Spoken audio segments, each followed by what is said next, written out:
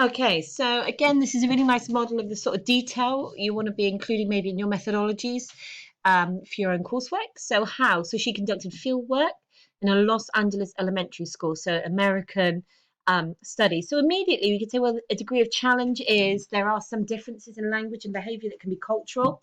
So these children are their culture, American culture might be different to British culture, so there might be some degree of difference we need to be aware of. We're looking at mixed ethnicities and social classes. So this is a really strong study because it's got lots of variables. So we're not just looking at one ethnicity, one class behaving in a way. This has a broader kind of degree of coverage. So that increases the validity of this study. And she was looking at a group of children over 3 years. So again, that longevity, that investment over time. So aware that children's behavior can change over time. So covering 3 years, that's going to give you kind of a huge source of material, which is brilliant. And actually, she ends up with over 80 hours of taped interaction as the children ate lunch, played at recess, and interacted in the classroom. So also looking at the children in different contexts. Now, again, the broader a methodology is in terms of its variables, the different range of studies, the different range of contexts in which you observe somebody, the time over which you observe them.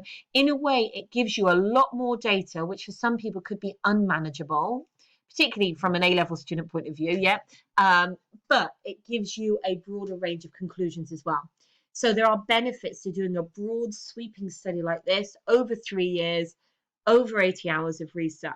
There are some theorists who work in what we call a microcosm. So they will zoom in on one very particular feature. If we imagine Laboff, the fourth floor feature, 3 department stores, small period of time, one particular feature. So that was what we call like very narrow, if you like. Now that has certain benefits. It gives you a much more manageable set of data, but it also gives you a very specific outcome. You can't generalize or make big statements, big conclusions when you're only looking at one thing to a degree. So anyway, off she goes, taping them in lots of different contexts. Eating lunch and playing also means the children will be naturalized. Their behavior will be more natural. They'll be less conscious of being observed. So that's also a good way to manage or offset observer's paradox. And also looking at them in the classroom.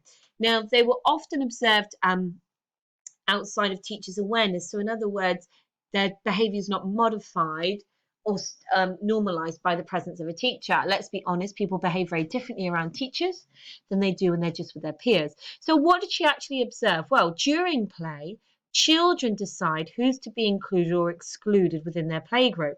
So actually what she's saying from a social point of view is that children make decisions about who's in and who's out.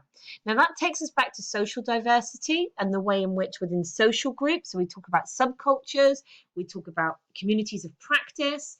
You know, as adults, there's certain groups we go to and people can't really decide whether we're allowed in or not. We just get to turn up. So for example, a classroom, you're registered for school, you turn up. I can't turn around as your teacher and say, sorry, I don't want you here. Okay, I don't get to exclude you unless your behavior is really bad. You know, there are certain groups that we end up in where we don't necessarily get to choose. Work. Once you start applying for jobs, it's a really interesting dynamic because although you get to choose where you're applying to, you don't really have any knowledge of the social group or the group, the people that you're going to end up working with. Okay, and once you're in, and you've been given a job, for example, we're hopeful that we're going to be included. So children don't necessarily, they haven't learned that degree of censorship, if you like, or that sometimes people are just got to be a part of the group. They socialize in almost quite like a crueler way, which is, or maybe a more honest way. I don't know how we would see it. But in other words, they just are very quick to decide who's included or who's excluded. So what does she notice is that this is what's going on, that within groups, children were including or excluding others. And she noticed that that process was all about language. So they were using language, okay, to include, to differentiate or exclude. In other words, through the language, you were either in or you were out. You were either marked out as different or you're marked out as belonging. Okay, so using language to organize social groups, social hierarchies. So this would take us back to social diversity and say that language does determine social groups. According to Goodwin's findings, language is having a key role in the organisation of social groups amongst children. So what else did she notice then? Well, at the language level, they were using ridicule, so such as ritual insults. Now, I've been a primary school student. My memory is not good about certain things, but I remember the sort of things, we might have said at primary school in our groups. Yeah, the sort of insults that we might have used. Oh, you're so bossy, you're so smelly. Oh, you look funny. What's that on your face? Now, I have a friend, Yvonne. She's my best friend, and her son has a birthmark under his eye. And it's a little brown birthmark, and it's quite large, it's noticeable. And she was always really conscious of how his peers were going to respond. And for a long time, because he's a lovely little boy, there was no mention of this birthmark, and then a dynamic within one of his friendship groups changed. And in order to try and exclude him from that group, one of the children began to create insults around his birthmark. Oh, what's that mark on your face? Oh, is that poo on your face? Now, they're primary school children. So, as adults, we might think, oh, why? How's that insulting? But actually think about it. Yeah, you've got poo on your face. This brown birthmark, they were insulting it. And once one person said it, a few others who were following that person's dominance, that person's role within the group as setting the tone of normalizing behavior, also began to say it. So luckily the situation is resolved. But why I'm mentioning a modern example is, remember what we said, challenge 1980s, are we still saying the same thing? Well, I've just given you a 2020 example of children using insults to exclude or differentiate. Okay, so we can use ritual insults. Now, storytelling. Now, this can be inclusive or exclusive. This can be around gameplay, so things like role playing, storytelling that way. Yep, telling stories. But it can also be a tool to get people out of the group by making up stories about something they've done that they've not really done.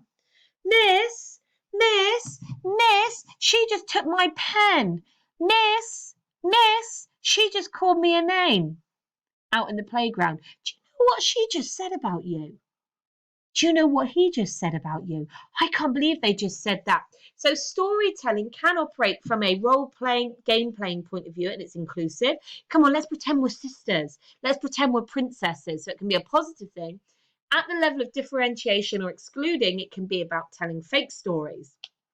Okay, now directives. This is the one for us, aggravated and mitigated directives. This is how men and women, children, men and boys and girls can manipulate or get what they want through changing language.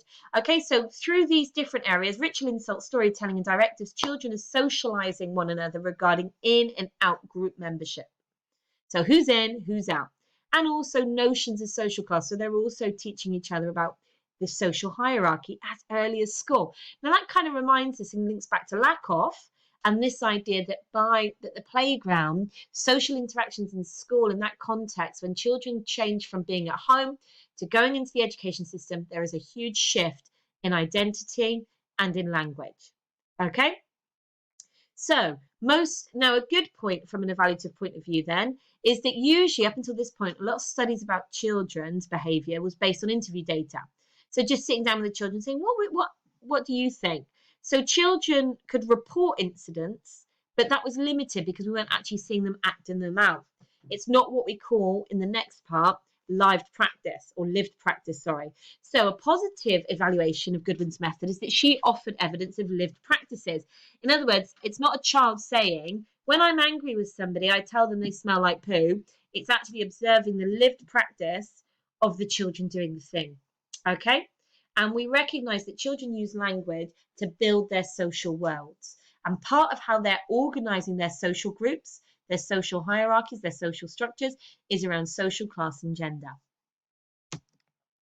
Okay, so zooming in then on this idea of a directive. Now, this became a focal point of Marjorie's studies in the 1990s as well. So up until the 1980s, she'd been looking at that whole area. And then in the 1990s, she came out with a bit more research that supported the idea around directives. So first of all, we need to know what a directive is. Okay, guys, so you just need to listen and write this down. So a directive is a speech act that tries to get someone to do something. So a directive, like directing somebody, like in a positive context, we might think of a director. They're using speech to get their actors to do something. But within the world that Goodwin was operating within, at the level of observation and fieldwork, we're talking here about play, socialization in school. So how does child A get child B to do something? And she saw that there were two ways that you could do that. There was the aggravated directive and the mitigated directive. So an aggravated directive then is a directive that establishes status and difference between participants. It sets up hierarchies of power and control. It's linked to the use of imperatives, sit down, go over there, pronouns, you, me, I, and modals of certainty, must, should.